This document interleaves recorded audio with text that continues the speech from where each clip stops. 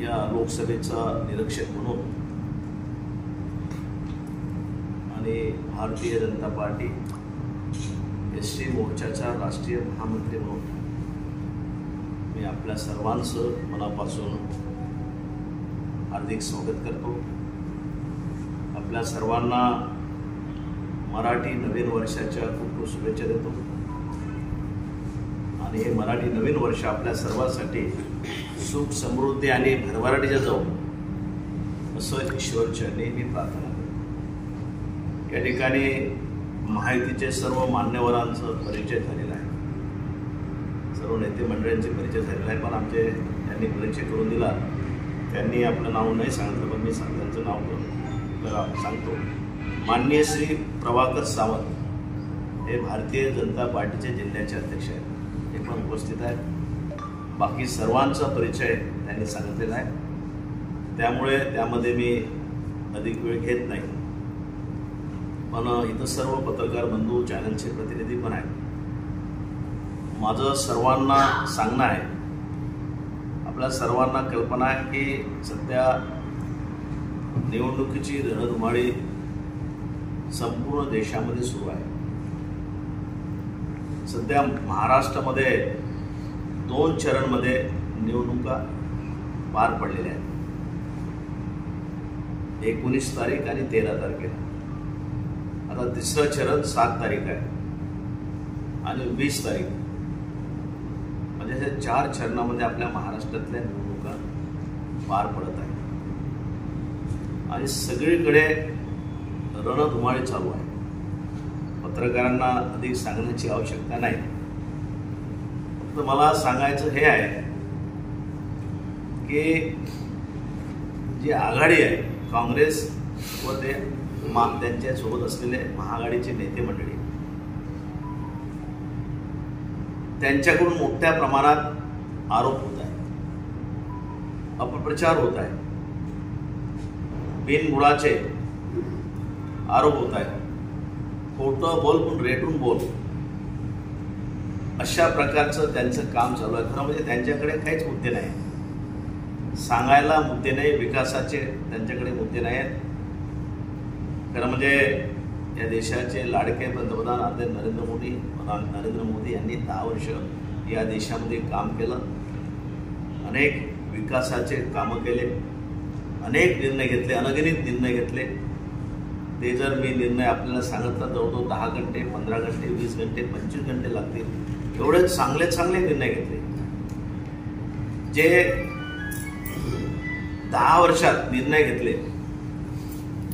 ते निर्णय 40-50 वर्षात ज्यांचं सरकार होतं, काँग्रेस सरकार होतं, त्यांनी घेतले नाही। म्हणजे 10 वर्षात या देशाचा चेहरा मोहरा बदलला। एवढंच नाही तर विश्वामध्ये सुद्धा आपली छाप पाडली। नरेंद्र मोदीला विश्वगुरू म्हणून सुद्धा मानल्या जातं, विश्वगुरू। म्हणजे असं काम करत असताना सुद्धा, चांगलं काम करत असताना, आणि एवढंच नाही तर सर्व घटकांना न्याय देण्याचा प्रयत्न केला। मग SC असेल, ST असेल, OBC असेल, मुस्लिम समाज असेल, सर्व घटकांना न्याय देण्याचा प्रयत्न केला।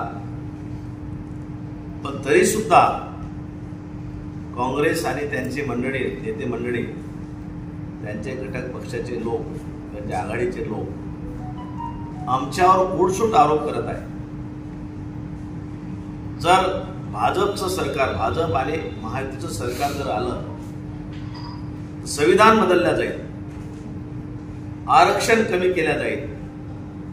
आता मला त्यांना प्रश्न आहे, 10 वर्ष आमचं राज्य होतं आणि बहुमतानं होतं, 303 खासदार भाजपचे होते, एकट्या भाजपचे खासदार 303 होते आणि आम्ही NDA मिळून सर्व मिळून जवळजवळ 350-400 आमचे सदस्य होते। म्हणजे बहुमताने आम्ही होतो, 10 वर्ष आम्ही काम केलं। असं जर आम्ही बदलवण्याची वेळ आली असती, संविधान बदलण्याची वेळ आली तर बदलवलं असतं, पण आम्ही ते पाप करत नाही, केलेलं नाही, लक्षात घ्या। आणि संविधान बदलण्याचा विषयच नाही आहे। या देशाचे लाडके पंतप्रधान नरेंद्र मोदी जेव्हा पंतप्रधानाच्या खुर्चीवर बसायला गेले पार्लमेंटमध्ये आणि पार्लमेंटची शिडी चढण्याच्या पूर्वी जमिनीला नतमस्तक केलं आणि नतमस्तक केल्यानंतर पार्लमेंट जाऊन पंतप्रधान खुर्चीवर बसले आणि खुर्चीवर जाऊन बसल्यानंतर त्यांनी प्रण केला या देशाचा विकास करेल, या देशाला मी विकासाकडे नेईल, या देशाचा काय पालट करेल, या देशाला उंच शिखरावर नेईल, जगात 1 नंबरचं स्थान बनवेल, हा त्यांनी प्रण केला. आणि त्यांनी हे पण म्हटलं की ज्या ठिकाणी मी एक चाय विकणारा माणूस ज्या खुर्चीवर बसत आहे पंतप्रधानाच्या खुर्चीवर, हे जे पद आहे हे माझं पद नाही आहे, डॉक्टर बाबासाहेब आंबेडकरांचं पद आहे. त्यांनी जर घटना लिहिली नसती, त्यांनी जर संविधान लिहिलं नसतं तर मी या खुर्चीवर बसलो नसतो, हे त्यावेळेस पंतप्रधान नरेंद्र मोदीजींनी म्हटलं. आणि जेव्हा असे म्हणतात तेव्हा संविधान बदलण्याचा विषयच नाही आहे. गोरगरीब सामान्य लोकांना न्याय देण्याचं काम मोदी साहेबांनी केलं आणि म्हणून त्यांना विश्वगौरव म्हणून त्यांना संबोधलं जातं. पण भारतीय जनता पार्टी मुस्लिमाच्या विरोधात आहे. भारतीय जनता पार्टी सरकार आलं दलितांचं आरक्षण कमी करेल, भारतीय जनता पार्टी सरकारमध्ये आली तर मुस्लिमांचं आरक्षण कमी करेल, भारतीय जनता पार्टी सरकारमध्ये आली दलितांचं आरक्षण कमी करेल. मला त्यांना विचारायचं आहे, भारतीय जनता पार्टीचं सरकार होतंच, बहुमताने होतं, पण आम्ही जर विरोधात असतो, आम्ही जर मुस्लिमांच्या विरोधात जर असतो तर या देशाचं सर्वोच्च पद ज्याला राष्ट्रपती पद म्हटले जाते त्या ठिकाणी एका गरीब घरचा व्यक्ती डॉक्टर APJ अब्दुल कलाम यांना राष्ट्रपतीपदी सर्वोच्चपदी बसवलं नसतं. जर भारतीय जनता पार्टी दलिताच्या विरोधात असती तर एक गरीब घरचा व्यक्ती, गरीब घरचा माणूस रामनाथ कोविंद त्याला देशाचं जे सर्वोच्च पद आहे राष्ट्रपतीपद त्या ठिकाणी बसवलं नसतं. जर भारतीय जनता पार्टी दलित आदिवासींच्या विरोधात असती तर देशाचं जे सर्वोच्च पद आहे राष्ट्रपतीपद त्या ठिकाणी एक गरीब घरची महिला द्रौपदी मुर्मू त्या ठिकाणी आज राष्ट्रपती झाल्या नसत्या. म्हणजे केवळ म्हणजे काय सांगायचं, हसायचं यार. म्हणजे हा प्रचार कुठं चाललाय?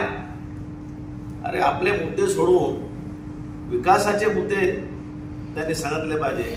विनाकारण जातीमध्ये कसं तेढ लावायचं, भांडण कसं करायचं हे त्यांचं काम आहे. तोडा फोडा आणि राज्य करा, 40 वर्षात हेच काम केलंय. केवळ मताचं राजकारण केलंय त्यांनी, केवळ मताचं राजकारण केलं. आम्ही विकासाचं राजकारण केलं. आम्ही जर दलितांच्या विरोधात असतो तर लक्षात घ्या 40-50 वर्षात काँग्रेसचं सरकार होतं. मुंबई येथे हिंदू मिलची जागा 10 वेळा केंद्रात पाठवत होते, 10 वेळा परत येत होतं. त्याला परमिशन म्हणजे त्याला फक्त केंद्राची परमिशन लागत होती. हिंदू मिलची जागा त्या ठिकाणी घेण्यासाठी, ते स्मारक बनण्यासाठी काँग्रेसच्या काळ 60-50 वर्ष असताना सुद्धा केवळ फाईल पाठवणं आणि आणणं करत काहीच नव्हते, कारण मनात इच्छा नव्हती. पण आमचं सरकार बसल्यावर मोदी साहेब पंतप्रधान झाल्याबरोबर आपले CM त्यावेळेचे CM आमचे देवेंद्रजी फडणवीस यांनी फाईल केंद्राकडे नेली, केंद्राकडून मंजूर करून आणलं. आता त्या ठिकाणी मोठं स्मारक होत आहे. हिंदू मिलच्या जागेवर मोठं